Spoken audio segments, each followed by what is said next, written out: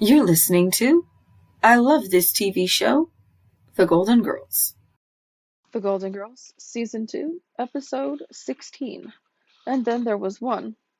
Sophia is eating linguine with clam sauce for breakfast.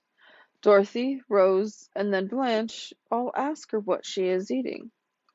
Sophia: It's incredible.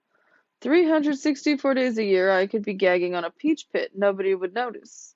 Dorothy: Come on now, Ma. What's going on? You don't normally eat pasta for breakfast. Sophia: I'm carbohydrate loading. I signed up for the charity walkathon. She shows Dorothy the advertisement for it. Dorothy doesn't think it's a good idea. Rose tells them she signed them up as well, but they aren't walking, they are babysitting. Blanche is not happy. Blanche: Babysitting? I don't like other people's children in my house. I didn't even like my own children in my house. Blanche would prefer they do something else. Rose tries to convince her that it won't be long. Blanche finds spongers on the list. Rose and Dorothy both think that babysitting is the best option.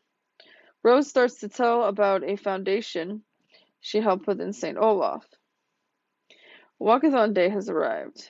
Blanche is taking everything valuable or breakable out of the living room. Rose is setting up real Mr. Potato Heads for the kids. Rose asks Dorothy if they should add broccoli for hair. Dorothy: Why not add a gold chain? We'll call it Sammy Potato Jr. Blanche comes in the room, worried about the kids breaking everything. She continues removing items for safety. Sophia is in a hot pink jogger outfit as she heads off to the walkathon. Blanche is still freaking out when the doorbell rings. It's the first child, Norman. He comes with a list of likes and dislikes, but it's actually just dislikes. Rose tries to introduce him to the girls, but it doesn't go well. Later on the lanai, Norman smashes everyone's Play-Doh, so Rose smashes his. Rose checks on the babies that Dorothy's watching. They're all sleeping. Blanche comes out and finds Norman ripping pages out of a book. She gets mad. Dorothy steps in and tries to get him to stop in her teacher mode. Doesn't work. She tells Blanche he's all hers. Rose distracts him from causing more damage. Blanche is freaked out. She tells Dorothy she's not comfortable around kids. She always acted like a mature young lady. Rose suddenly comes out on the lanai, banging a garbage can lid with all the kids following. This wakes up all the babies.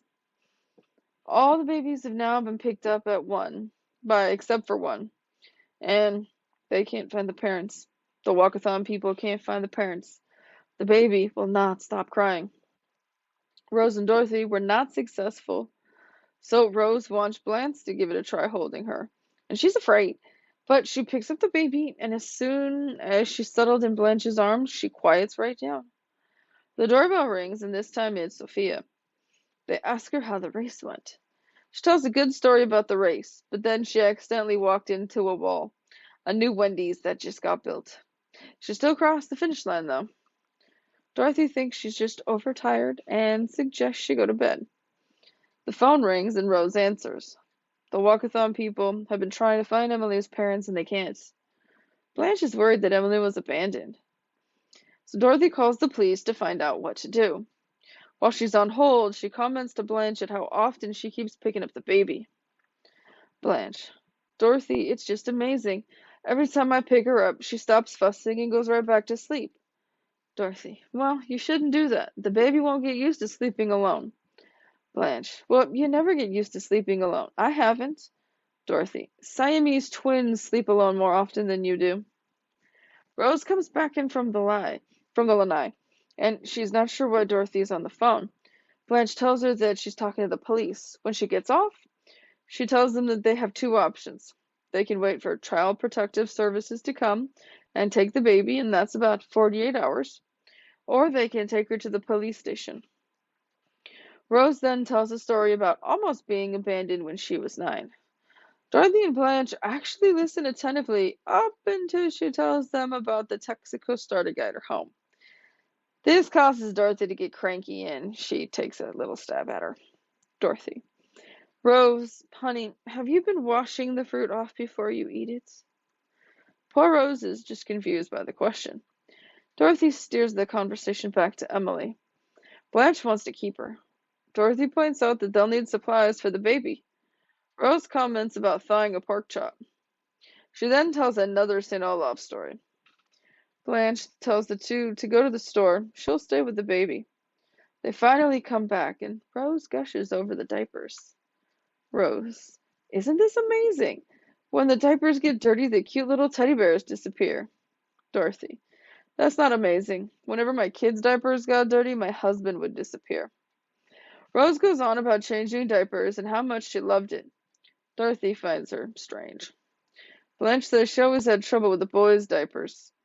Dorothy speaks about raising Emily and says about how it'll be easier because they've had so much practice. But Blanche proclaims that she'd like to keep Emily.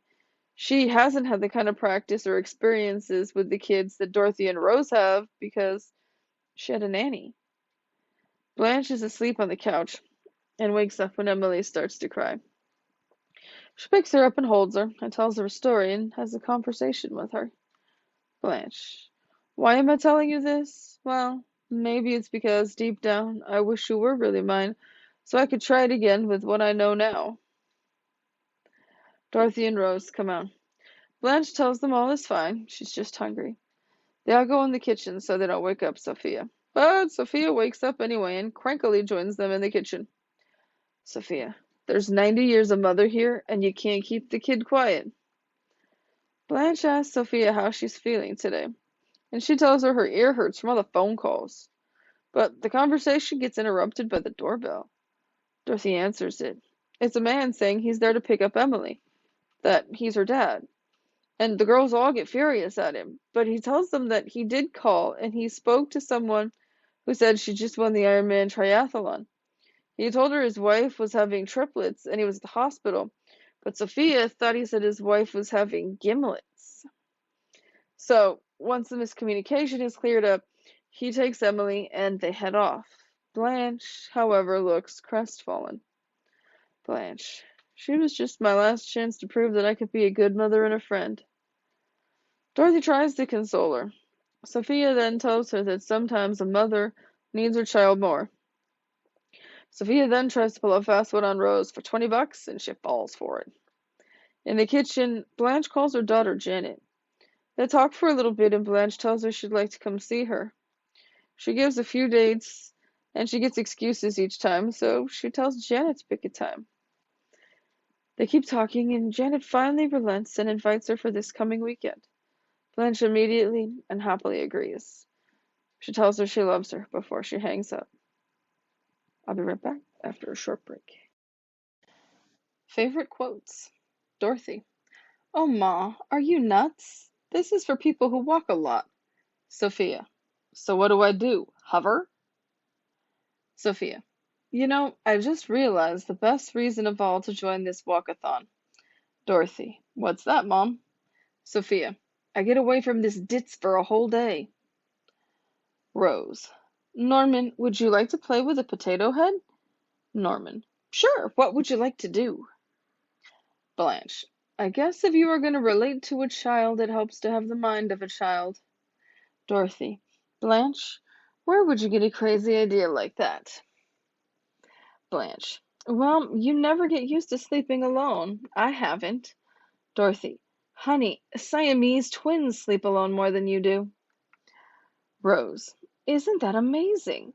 When the diapers get dirty, the cute little teddy bears disappear. Dorothy. That's not amazing. Whenever my kids' diapers would get dirty, my husband would disappear. Dorothy. Oh, Rose, face it, you march to a different drummer. Sophia. There's 90 years a mother here and you can't keep the kid quiet? Blanche. She was just my last chance to prove I could be a good mother and a friend.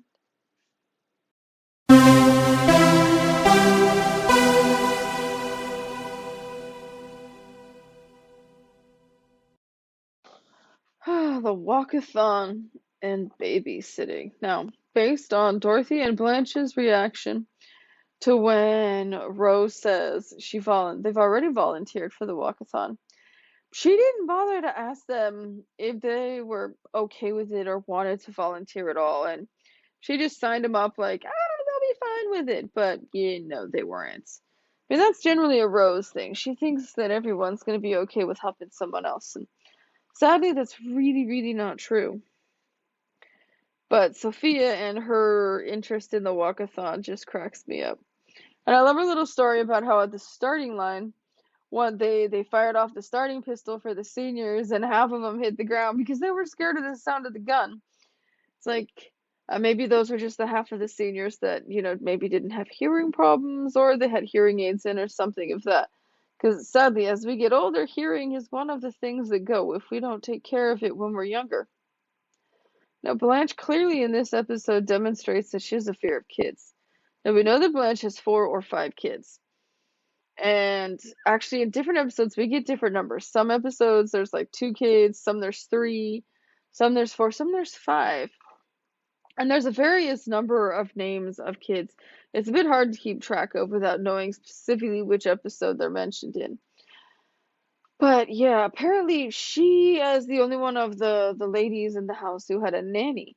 And so the nanny had the bulk of the duties and responsibilities instead of Blanche.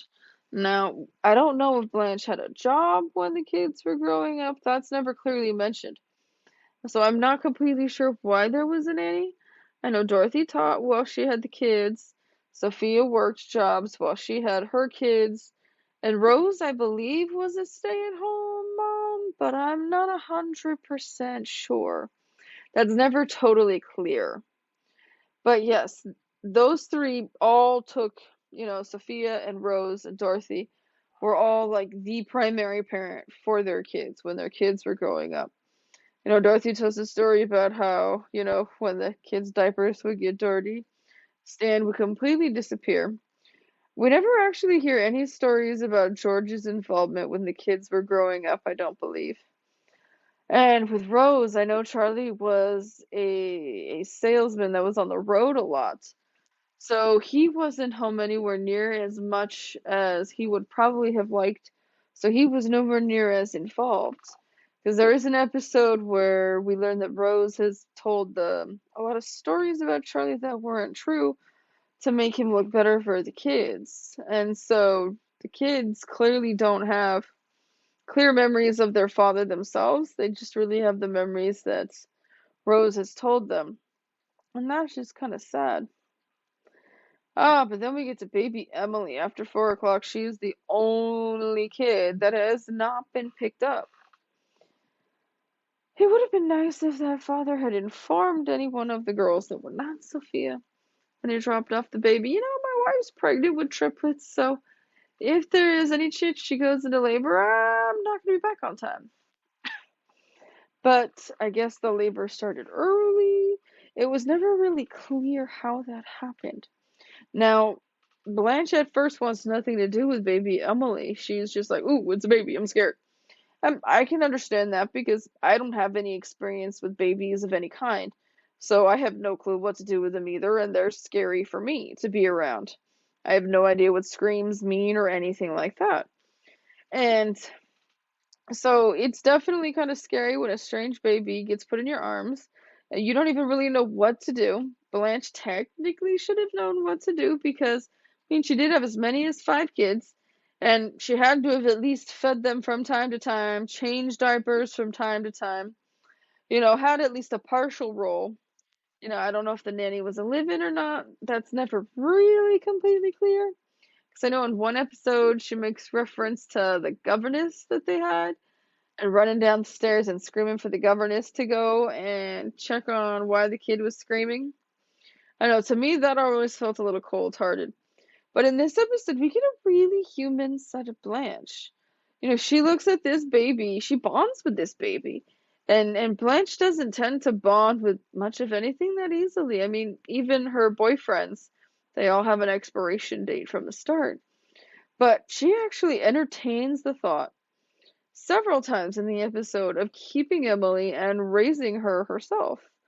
Yes, she does want a second chance. She feels that she failed her kids when they were born and they were kids because she had the nanny and she wasn't as involved as she should have been. But she looks at this baby as like a do-over.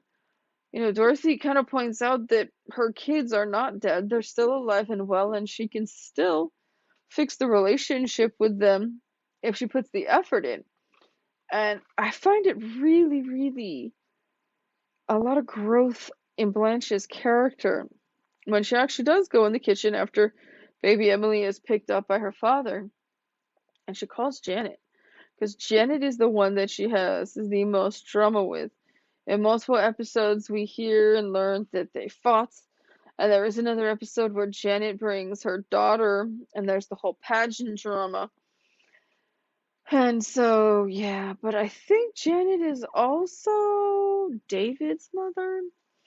So, yeah, we wind up seeing several of Janet's kids in this show. We also see her daughter Rebecca and baby Aurora.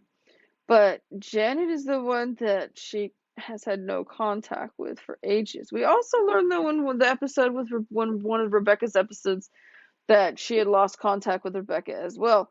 But with Janet, they actually fought constantly. Where with Rebecca, I think they would have a lot of silence spells. But clearly, Janet and Rebecca are both very strong-headed.